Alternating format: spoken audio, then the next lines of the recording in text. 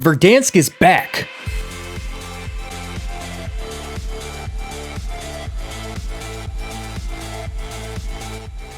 But are you still getting slammed?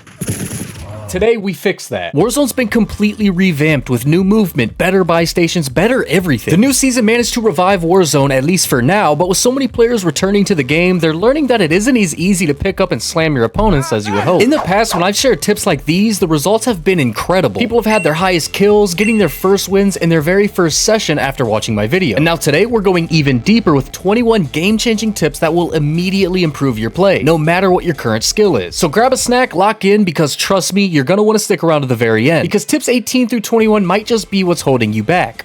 The theme of this video is utilizing these 21 tips to not only win more consistently, but also to get more kills per game and even drop your first 20 bomb or better. The first step in doing that is to have a good start. Landing somewhere you're familiar with helps, but sometimes people like to land on the outskirts of the map and slowly traverse from there with no real intentions aside from surviving and maybe third party. Instead of doing that, it's better to land with a purpose. Opening the map when you're in the plane pre-game and finding your best contracts can be an easy way to get fast money for a loadout. If you and your team are good at hunting enemies, landing on a bounty contract can help you kick the game off with some extra money and kills by chasing the bounty. If you don't quite have the gun skill, grab a scavenger contract and have your team land on each crate to get a loadout nearly immediately. You can even do a supply run contract for the easiest option. Depends on your playstyle, but the point is to land with a purpose that isn't just looting and hoping that you find money. Guarantee yourself a quick loadout by doing a contract or two. Remember that the quicker you get a loadout, the more likely you'll be fighting an enemy team with no perks and some horrible guns from their floor loot. This tip alone can boost your kills per game from 2 to 3 to 9 to 10 if you aren't already doing this. The other aspect of getting off to a good start is understanding the hotspots of the map as well as the high value loot zones. If you weren't aware, the following locations are guaranteed to spawn better loot, including more money each game of Warzone: Airport, Storage Town, Superstore, and Downtown. Using that information, we can recognize that landing there will yield more money, better ground weapons, and also more enemies, which means more kills. So this is a tip for people who are ready to fight a lot, maybe more skilled players or even less skilled players who want to improve by getting a lot of encounters. Because let's be honest, how are you going to improve by crouch walking around the map all game before finally getting into a fight 13 minutes into the game and then dying? It's good to get engagements early to improve your gunplay, get kills, loot, and rotate. Now factor in tip 1. If you land Superstore, you know there's a lot of enemies, a lot of loot, but also there will be some contracts there. So you can combo these first two tips to have the ultimate early game setup. That leads us to tip number 3. With the remaining money that you have after you get your loadout, don't buy a munitions box, don't even worry about a self-revive yet. You have a gulag entry for a reason, unless you already died and came back, in which case maybe buy a self-revive. But too often I see people buy a munitions box when we have plenty of ammo, a plate box when we have armor, a precision airstrike for some reason. No, buy UAVs. You can use one and hold another, your teammates can hold them, so in a quads game you could potentially have 1 UAV active and 4 backup UAVs in your team's pocket. This will mean that you have intel on the enemy's positions on the map for nearly 3 minutes straight with 30 seconds per UAV. Use UAVs to help you decide where to go next instead of just running around hoping you find people. That's why streamers get 20 kills all the time. They know how to hunt people, and UAVs are the easiest and most effective way to do so. If you are unaware as well, if you use 3 UAVs at the same time, you will have an advanced UAV which tells you the direction of all unghosted enemies, and it even tells you where ghosted enemies are. They aren't talked about a lot by casual players, but UAVs are the biggest tool in your arsenal to start dropping high kill games and winning more often. I always say that the actual first step to dominating in Warzone is having the correct loadouts, because you do this prior to the game. And this doesn't only mean having the meta classes. It's very important to keep up with the meta, and to do that you can use apps like CODmunity or check YouTubers like JGod, myself, Iceman Isaac, and more who post loadout updates often. I personally go to DiazBiffle streams when I want to catch up on the meta. As the best Warzone player, Biffle always has the best setup, so I use him as a resource if I'm out of the loop on metas. But my point is, keep up with the meta, but as I said, that's not the end-all be-all. If the meta is currently a sniper like the HDR and you're awful with snipers, maybe stick to your favorite weapon. To really play great in Warzone, you need to at least have some comfortability, so if you aren't liking the current meta, find something that still competes with it that you're more comfortable with and stick with that for some time. Now that we have a sense of direction, it's time to discuss actual gameplay mechanics. The big draw with Black Ops 6 was OmniMovement, sprinting in all directions, fast slides, diving, all that fun stuff. That's all great and it's fun to use at times and even practical occasionally. But that's just the thing, it's not actually very useful in most situations. You may load up TikTok and see some kid YYing and sprinting headfirst into every altercation with slide cancels and wiping teams. But remember that the quote-unquote movement gods on TikTok 99% of the time are in bot lobbies and only posting their highlights. Actual good players know that there's a time and place for movement, which I'm about to help explain. But for this tip, I just want you to occasionally lay off the slide cancels, lay off the sprint. It can be beneficial to hold your iron sights, pre-aim a doorway, let your enemy make a mistake. OmniMovement is a fun gimmick, but it isn't actually the main entree. It's more like a side dish that you kind of enjoy with your dinner, while your main course is the gunfights, the positioning, etc. Now let's talk about slide cancels. I just told you not to go full TikTok demon mode with the movement, but that doesn't mean slide canceling is useless. It's actually one of the most effective tools when used correctly. First off, covering long distances. If you're sprinting in the open, you're an easy target, but slide canceling every few steps makes you way harder to track. It keeps your movement unpredictable, and it makes sure you're not running in a straight line like a bot. Next up, close range fights. This is where slide canceling can straight up break your enemy's camera. When you slide into a fight at an angle, especially around cover, the enemy's aim assist can get thrown off, making them miss those first crucial shots. This is how cracked players make it seem like they're impossible to hit in 1v1s. It's not just that a moving target is harder to hit, it's also manipulation of your opponent's crosshair. When you slide through an enemy's crosshairs in close range, their entire screen is altered and you're able to melt them before they can fix it. And then finally, entering new rooms. Peeker's advantage is real. If you aren't familiar with Peeker's advantage, I've made videos on it in the past. I'll link it on the screen now. But essentially, if I run into a doorway and you're camping in there, I'm gonna see you before you see me. And slide canceling through doorways lets you snap onto enemies before they can even react. Instead of slow walking into a room like you're in a horror game, use a slide cancel to instantly clear out angles and take control of these fights. So don't spam your slide cancels for no reason, but use them in the right situations. If slide canceling is the bread and butter of movement, then jump shots are the secret sauce. A well-timed jump can completely throw off an enemy's shot, giving you better positioning and making your movement unpredictable. But just like everything else, there's a right way and a wrong way to do it. Everybody knows that jumping while shooting can be beneficial because you become harder to hit, and as you jump, your gun sights will naturally go towards the enemy's head area. But also while jumping, if the enemy shooting at you doesn't adjust, he'll go from shooting your chest to shooting your legs, which will win you gunfights every single game. There's also times where it's better to jump challenge an enemy rather than slide cancel into a fight. If the enemy is at a distance that slide canceling can't affect their aim assist, it's actually better to strafe jump around a corner on them. Strafe jumping is a very old tactic that will never lose its relevance. To do it, you just look left or right before jumping and then readjust your aim in midair. It makes you jump farther, sort of like you're floating for a moment, and doing this utilizes Peeker's advantage, makes you a moving target, and it also makes it difficult for your enemy to predict where you'll land from the jump. Slide cancels and jump chows go hand in hand in good movement. Continuing with the movement tips, if you've ever been in a fight where the enemy's popping up and down behind cover like a whack-a-mole and you can't land a shot, then you have gotten snaked. It's one of the most annoying and effective movement mechanics in Call of Duty. In fact, it's so powerful that the Call of Duty League pros literally banned it from competitive play. Snaking is when you go prone behind cover and then quickly sprint back up over and over. It lets you peek and shoot while being nearly impossible to hit. Unlike spam crouching, this method gives smoother, faster peeks, and it makes your movement unpredictable while keeping you protected. This is because of Call of Duty's horrible servers. Just find a good head glitch spot, go prone, and then sprint out of it to peek, take a couple shots, and then drop again. You stay in cover 95% of the time while still having full vision and control of the fight. You can use it when you're holding lanes, when you're finessing snipers, or if you're just stalling for your teammate. It's cheesy, it's sweaty, but it works. And if you're not using it, then you're giving up free kills. Now let's talk about ADS jittering. This is a different form of jitter aiming, and honestly, it's one of the most underrated techniques in movement-heavy fights. It's all about rapidly ADSing and then un-ADSing while tracking an enemy and moving through a fight, and it helps you stay ready to shoot without fully locking you into the slower movement of aiming down sights. You move way faster than when you're hard scoping or when you're full ADS. You still keep your snappy aim, especially with rotational aim assist always being active. You can react quicker to sudden peaks, camera breaks, or off angles. And the idea is simple. Instead of fully locking into your ADS and gluing yourself to the floor, you tap ADS repeatedly, in, out, while centering your crosshair. You're staying mobile, unpredictable, and prepped to shoot at any time. It works best when you're expecting an enemy, but you know that they're expecting you as well. It keeps you mobile while still pre-aiming them.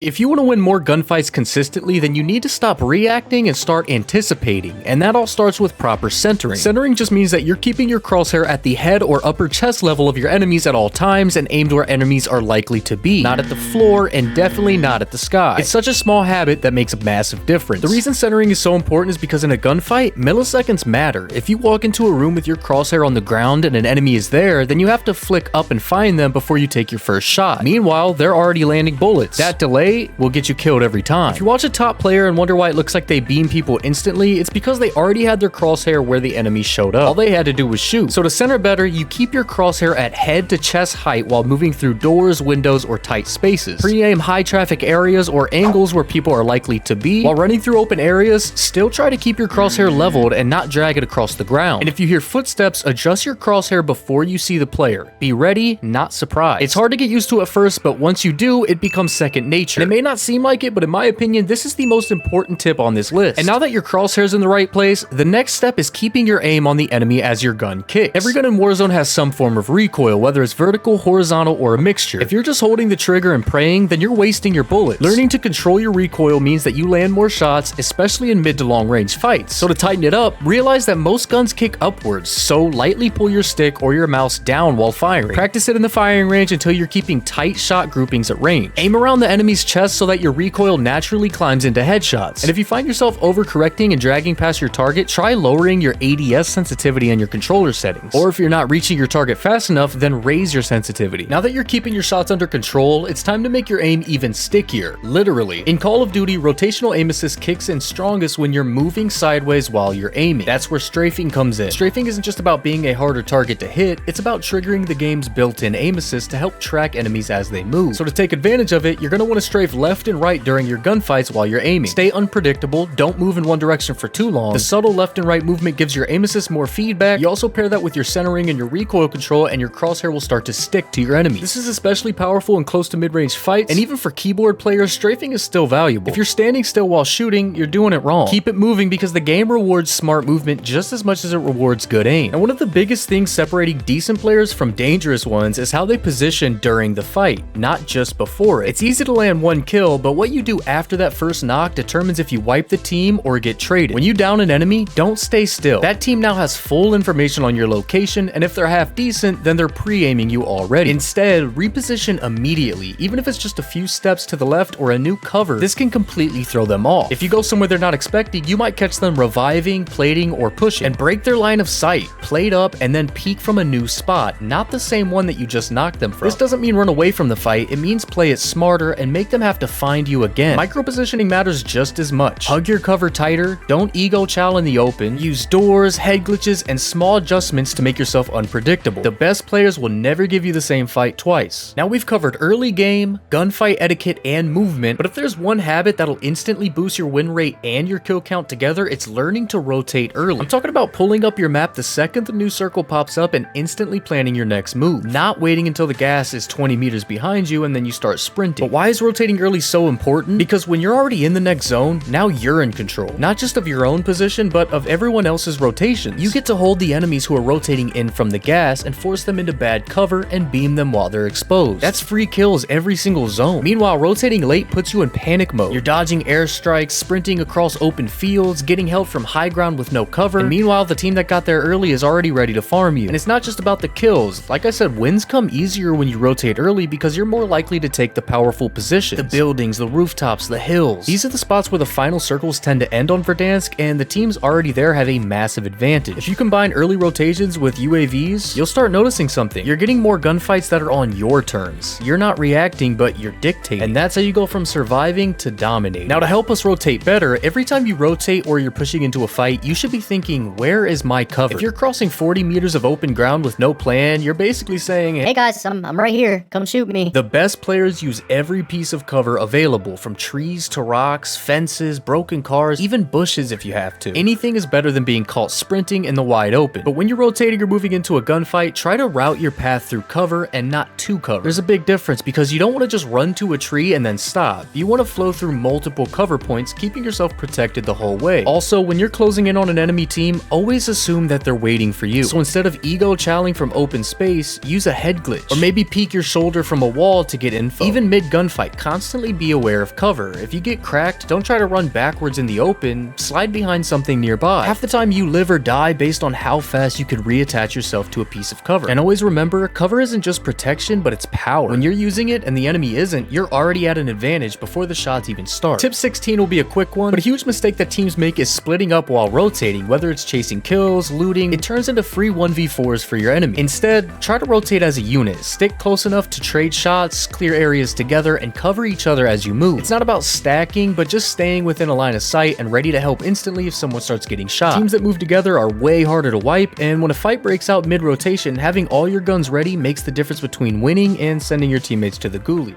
Tip number 17 is shouldering, and shouldering is one of the simplest but most effective habits in high-level Warzone play. It's when you strafe out from behind cover just enough to bait a shot or to spot an enemy without fully committing to a fight. Instead of charging into a room or around a corner blind, you should shoulder peek it first. If someone's there, they'll usually shoot at you, and now you know their position. Because of peeker's advantage, when you shoulder fast enough, you're almost impossible to hit unless they pre-fire you. On their screen, you're barely peeking, but on yours, you already have the read. You're not always trying to deal damage here though. You could just gather information, force a reaction, and then set up a play. After you shoulder and get your information, you can swing the corner, reposition, or pre-aim for your next kill. Shouldering just adds an extra layer of safety, especially when your plates are low and you're unsure of what's around the corner. It's a tiny move that can win huge fights. Now, when floating in, bullet velocity has now been buffed so much that you become a very easy target, and when you pull your chute to land, it can take a while before you actually hit the ground. This is why I position myself to mantle something instead. If I jump off of somewhere high and I mantle on the way down, there's no fall damage. If I can't quite reach it, then I'll pull my chute and I'll glide into the ledge and then mantle it, skipping the parachute landing animation and immediately pulling out my weapon. Now, when you knock someone and immediately kill them, we call that thirsting. Thirsting a downed enemy is satisfying, but if you do it at the wrong time, it will get you killed. So here's the rule. Only thirst if it's 100% safe to, or if you need the loot immediately, referring to plates, ammo, etc. Otherwise, leave them down and focus on the next threat. I used to always go straight for thirsts, and that way if I died, I at least got my kill. Once I stopped thirsting,